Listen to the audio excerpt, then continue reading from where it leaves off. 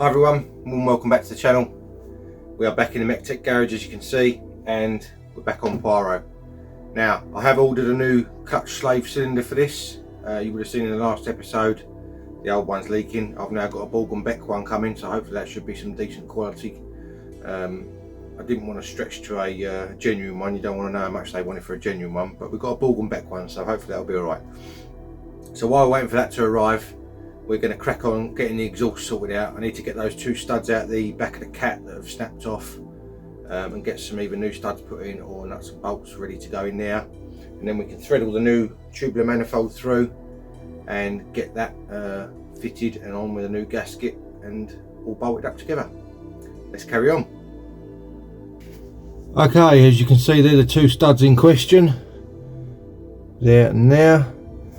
I don't know if they're going to be able to be wound out or not. I'm going to try to. It looks like they are studs with a thread on, so I'm going to get some heat on them. I'm going to do the old heat and WD-40 trick hopefully, and with any luck they'll wind out alright. So I'll stick you on time lapse for this bit and I'll come back to you once it's done.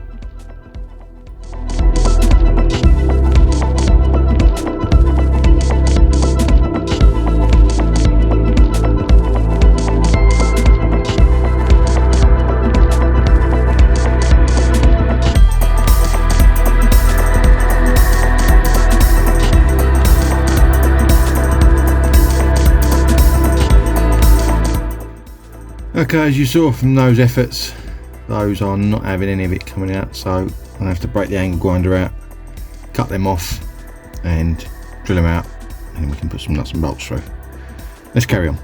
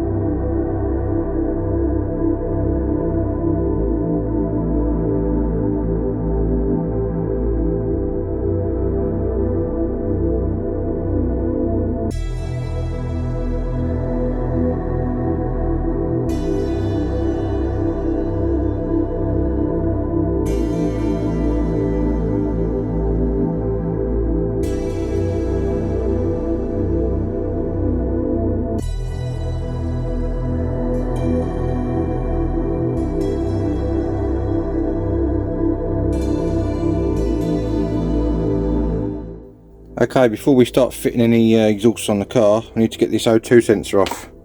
Obviously it's a lot easier to do it on the bench, so I've got the old manifold clamped in the vise here. I'm going to get a spanner on that while I can, nice ring spanner. I can thread it over the end of the wire, get it on there and get that off, and then put that in the new one before we put the new one in the hole. So that's going to be the plan. Let's carry on and get that on, and then I'll come back to you. Okay, that came out with pretty relative ease. I'll just give it a little clean up on the bench. Give it a little bit of wire brush, get all the soot off of it, washed it out with a little bit of thinners, hopefully that won't do anything to it, and give it a dry out with the air gun in the airline. So I'm going to get that fitted into the new manifold now, and then we can start putting that on. Let's carry on.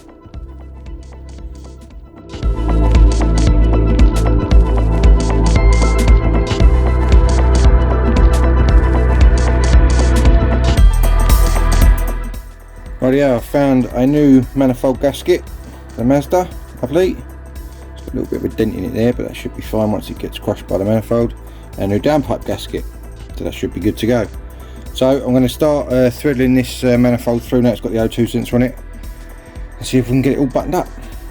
Let's crack on.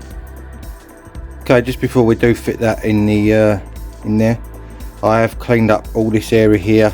This was all soaking wet with oil. From the previous rocker cover leak, which I fixed ages ago but obviously couldn't get to because the manifold was in the way. So that's now all cleaned and dry. The surface where the manifold goes onto has all been cleaned and scotch padded, and a little bit of thinners on the scotch pad as well, ready for this to go on. So that'll fit on there. Try not to get bars on the screen, hang on a second.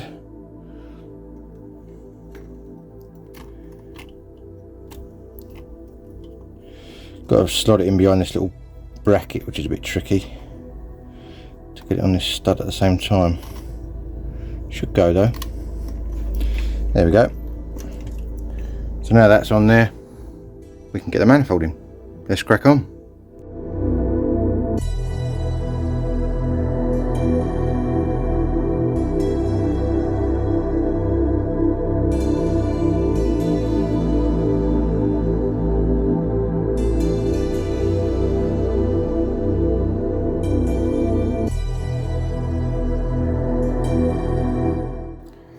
Okay, that is the exhaust manifold now in and bolted up. Finally, it took forever to do that because I kept having to faff around and on and off and on and off and studs in and studs out.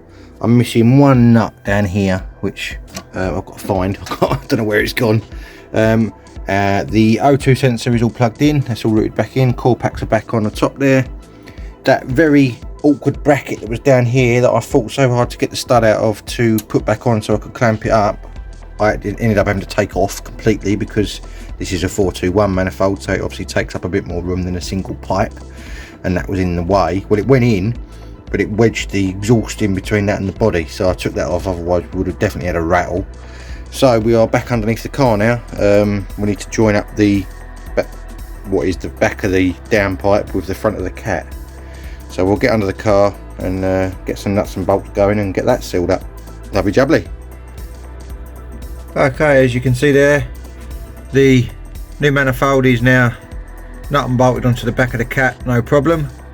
So I think what I might do now is get a battery jump start on this and run it up and see what it sounds like, because we haven't had it running since all this has been put back. So it'd be nice to get an idea of what it sounds like. I don't know whether it will sound any different with this manifold on or not, but we'll see. Let's do that. Right, I've got the battery charger hooked up, which is also a jump start, so let's see if it fires up. First time since we put it all back.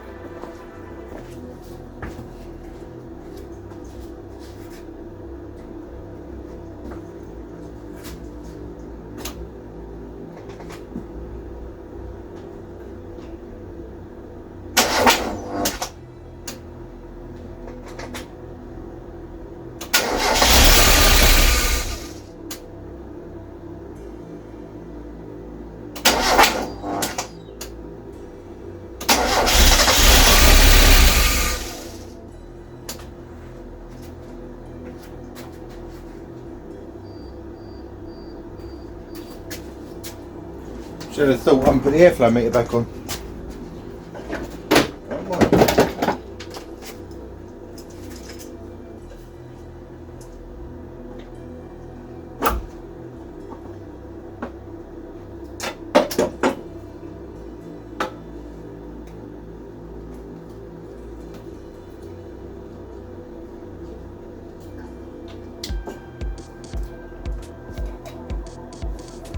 Try again.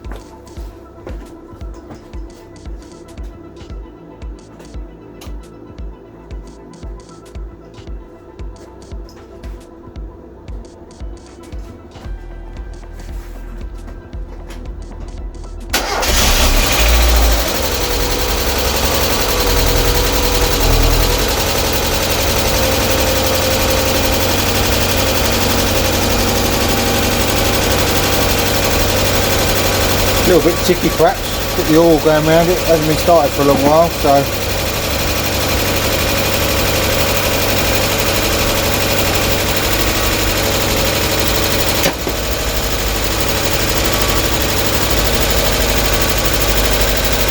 exhaust leaks are the things I'm mainly worried about.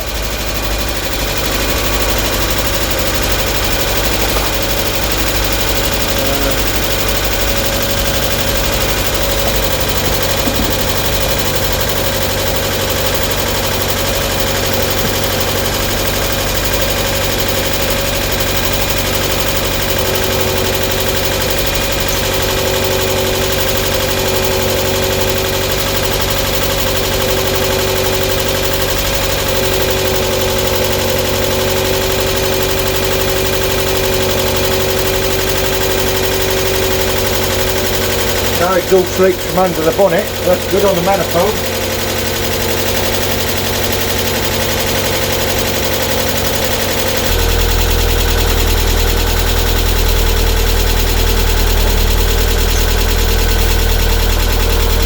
little bit of an exhaust leak from the downpipe to the back of the cap, so I'm going to switch it off.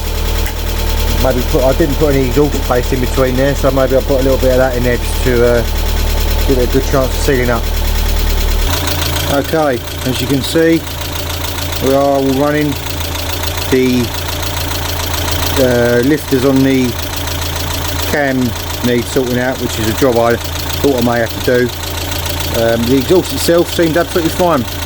There's no leaks. I've redone that bit underneath on the middle join, which just took a little bit of exhaust paste, a bit smoky under here where it's all burning off, but you can see up there, just put a little bit of paste in between the gasket and the seal and the obviously exhaust both sides.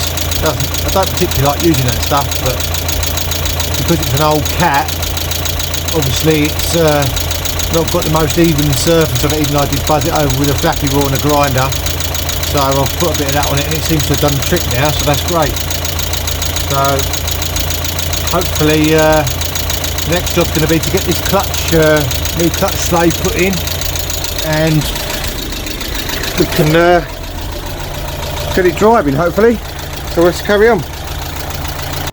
Okay, postman's been today and we have got our Borgenbeck slave cylinder for the MX5. Woohoo! So we need to get this fitted. There we go. Nice new slave, new rubber boot, which looks a hell of a lot more substantial than the one that came with the previous one, so that's good, and a new push rod. So I'm going to get under there, get the old one off and get this one fitted, and then we can start bleeding the clutch. Woohoo! Let's carry on. Okay, as you can see there, the new slave is now on. Good, nice easy job, one pipe, 2 bolts, and that's on. So now I can get it bled. So I'm going to get up top side, I'm going to fill it up with fluid, I'm going to gravity bleed it to start with, just to get the fluid running all the way through, and then when I've got a bit of assistance, probably from Mrs. MEC-TEC, I'll get her to help me bleed it, and then we should have a working clutch. Woo! Right, I've got you under the car on a tripod, and I think I've just managed to bleed this clutch on my own, and that is using the old-fashioned method of pumping the pedal but keeping the end of the pipe that I had on the bleeder under fluid, if that makes sense, so it can't ever suck in any water. See what you think. I'm just going to get inside the car and push the pedal. I think that is bled. I haven't driven it or tried it obviously with the engine on or anything yet, but the signs are hopeful. So stay there and I'll show you what I mean.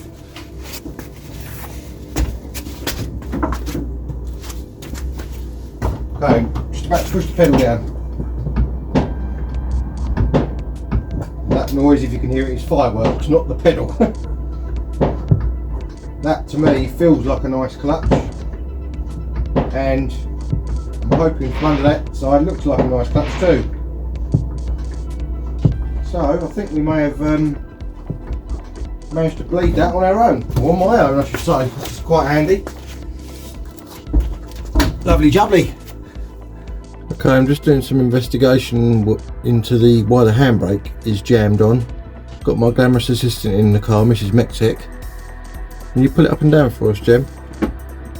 There, you can see that on the camera there. The cable is moving all the way to the end. The actual mechanism on the caliper is jammed up, which is what I assumed it was. And if I show you, try and get a shot of the other side as well. Hang on a second.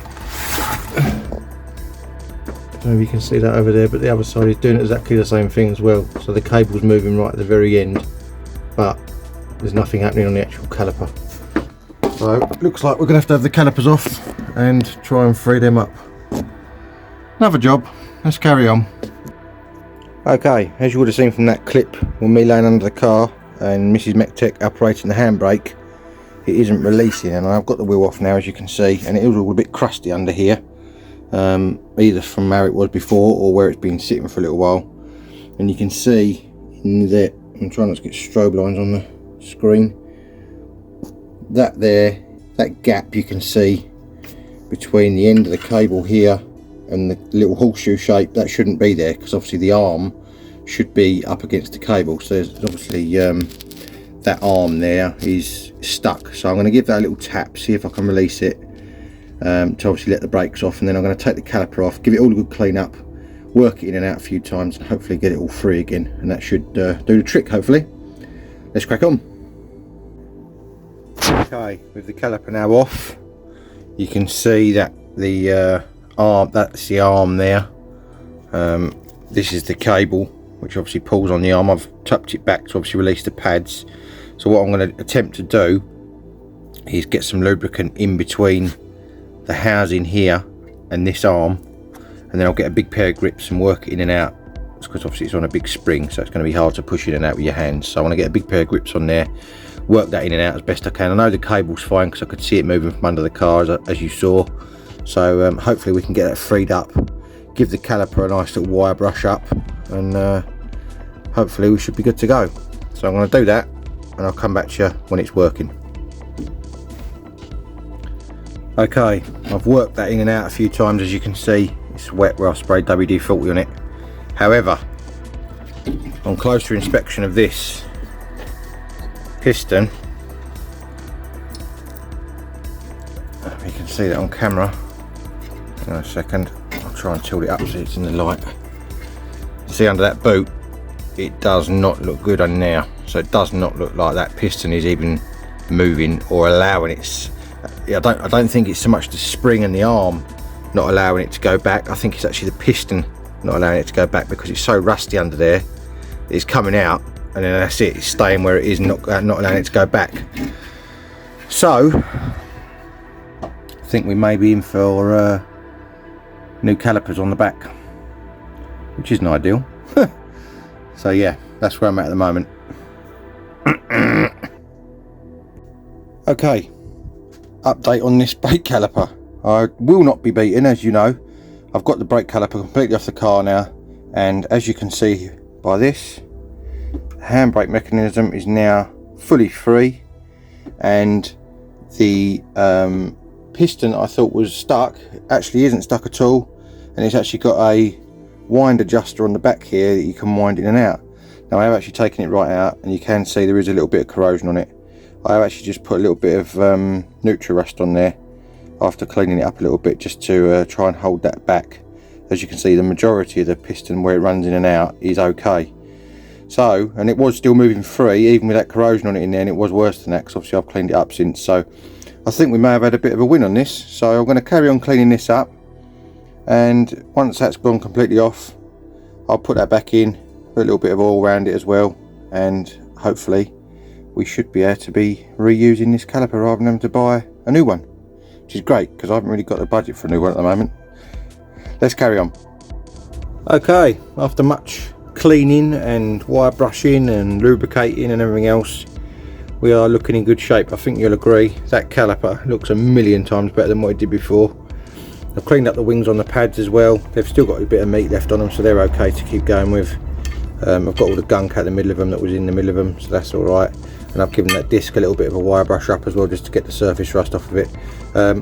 I've checked that. It says on when I cleaned it, it says minimum thickness 8mm, and that's on about 9mm, so we're okay with that for a little while as well. So we're good to get this back on. And I've cleaned up this bracket on here as well, the carrier bracket, obviously, which is where the pads slide in on. So that obviously needs to be really, really clean and nice. I've done the same with that. I've had that off, wire brushed it all in a grinder with a wire brush in a grinder wheel. So yeah, we are ready for reassembly now. Well, hey, let's keep going.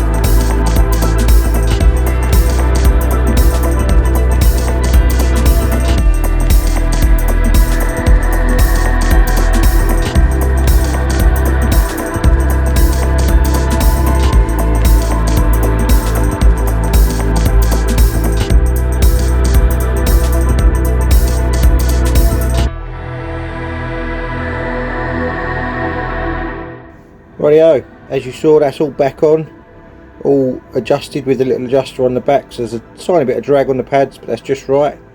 All I've got to do now is just bleed a little bit of air out, obviously where I disconnected the pipe, which is I clamped it up here, so it won't be a lot, it'll just be probably a couple of pumps of the pedal to bleed that out. And then we can move on to the other side and do it all again. Woohoo! Let's carry on. Okay, as you can see, I've got the other side off. And this side looks like it has possibly been replaced before, because it is a lot newer looking, and the pads are even newer looking, which is a bit worrying, because if someone's replaced the pads on one side, that is never ever a good idea. And these have got more meat on this side, so I'm wondering if someone's done a bit of a sneaky one on there and replaced just one side. So I think we may have to put pads and discs on the back of this in the not too distant future, but for now I'm just going to give this one a clean up. The handbrake mechanism on this side is slightly seized, but nothing like the other one was, so I'm going to give that a free up on the bench. I probably won't have to take this caliper apart as much as I did with the other one, I'm hoping. I'll obviously wind that piston out a bit with the adjuster and have a look under that boot and make sure that that piston is in good condition, or good enough condition. It wound in and out okay, so I'm guessing it's all right. I'll give it a quick wire brush over, get that freed up, give that a quick wire brush over, and then we can put it all back, and hopefully we'll have working rear brakes. Way! Right, that double confirms it. That piston is literally brand new under that rubber, so this has definitely had a replacement caliper at some point in its life, so that's good. I've got all the handbrake mechanism all free now. So I actually move that one with my hand, so that's really easy, so that's good. So basically that's ready to go back on. Top banana. Okay, that's the passenger side caliper refitted and the disc all cleaned up and what have you. So that should be good now. I might give it a little test just up and down the road, make sure it's all right, and obviously that gives us a chance to test the clutch as well, so that's still not been driven yet. So I'll do that probably, and then I think we are going to be on to welding, and there's a fair bit of it by the looks of it.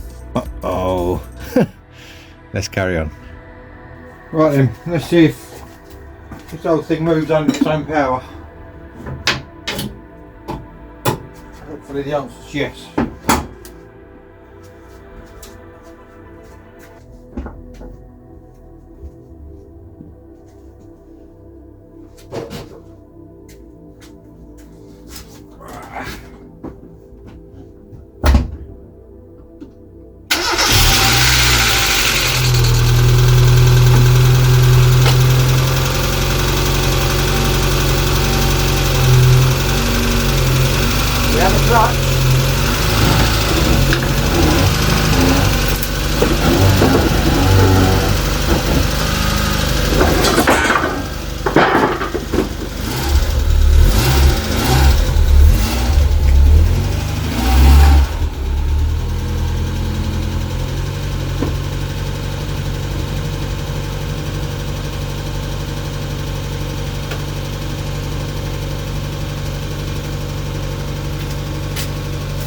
Well, it wasn't the most dignified of unmounts, but it works! Hell yeah! Okay, having taken this up and down the road a few times, it is lovely jubbly as far as the clutch is concerned. I'm not overly impressed with the brakes. I think I may have to, as I said earlier, may have to put some discs and pads on it, possibly all round. As you can hear now it's been running for a little while. The engine's quieting right down. It had been sitting for about probably 6 months. It's a lot quieter now, as you can hear there. Nowhere near as ticky, which is good. And that exhaust manifold seems to have done the trick, because it's a hell of a lot quieter when you pull away now. Before you could always get the exhaust noise coming either from the manifold or from the downpipe. You could hear it through the car, but you can't hear it at all now. And also that rubber boot in there has made a bit of a difference with the wind noise going up and down the road as well. I mean, I know I've got the roof off, but you used to hear a whooshing sound going around the gear stick area, and now it's gone, so that's great. So overall I call that a win. So next thing now is going to be the dreaded rust. We're going to have to sort that out next. I've got some repair panels for that, so that will be the next job. Right then, that's going to be it for this episode on Poirot. we've got it running and driving again, so that's good. It means I can get it in and out of the garage if I need to put anything else in here to work on, which is more than likely, as you've probably gathered from all my other videos. There's always something that has to jump the queue. As I said before, in the next episode we will be doing the welding. That is going to be a voyage of discovery, I think, as far as what we find underneath the rust and previous repairs that have been done to sort of get it through past MOTs and whatever else. So that's going to be an interesting one to dig it all out and make it good again, as far as how it should be made, you know, rather than just lashing it over the top. So yeah, if you do like what you see, obviously make sure you hit that little subscribe button. That would really help me out, and give us a thumbs up on the videos. I have got the Instagram MEC_TEC 1985 if you want to see updates on there, and also the Facebook page MEC-TEC. So if you want to join me soon for more automotive adventures, make sure you tune in again next week. Cheers guys.